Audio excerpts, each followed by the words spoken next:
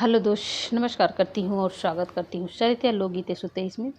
आज हम कहारवा गीत सुनाने जा रही हूँ। गीत अच्छा लगे तो लाइक शेयर कमेंट जरूर करना और ज़्यादा से ज़्यादा शेयर करना और अपना प्यार आशीर्वाद जरूर देना।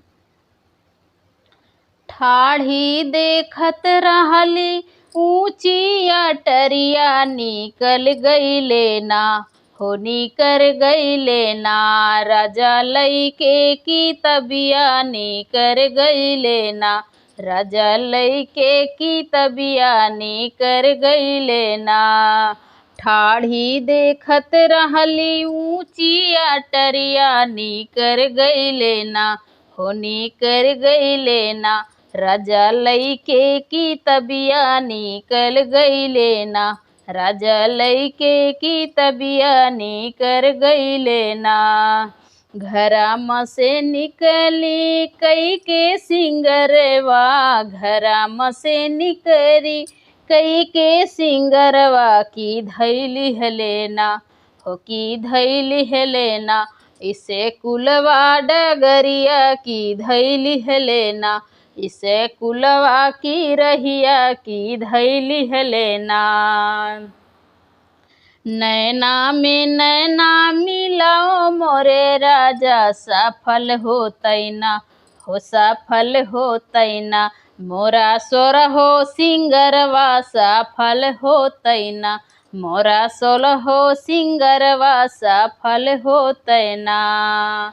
कैसे क नैना मिलायो मोरी रानी, पढ़त बाटीना हो पढ़त बाटीना, 10 लइकन के सथवा पढ़त बाटीना।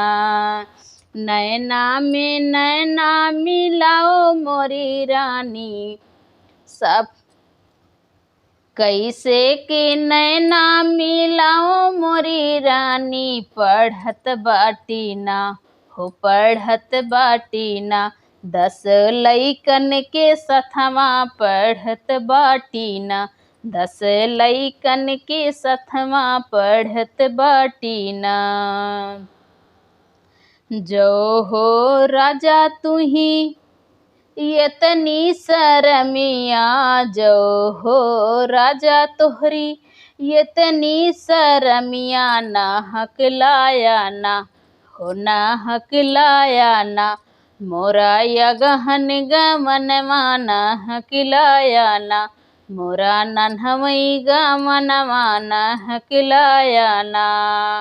काऊ कही अपने बाबा नीर मोहिया, काऊ कही अपने बाबा नीर मोहिया, ना हक दिह लेना हो ना हक दिह लेना, मोरा नन्हवई गमनवा ना हक दिह लेना, मोरा नन्हवई गमनवा ना हक दिह लेना।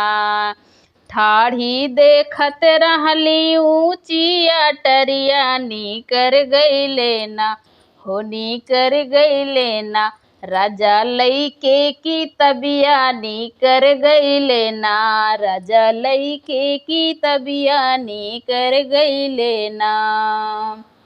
ठाढ़ी देखत रहली ऊंची अटरिया, निकर गई लेना, राजा लइके की तबिया निकर गई लेना, सैया लइके की तबिया निकर गई लेना।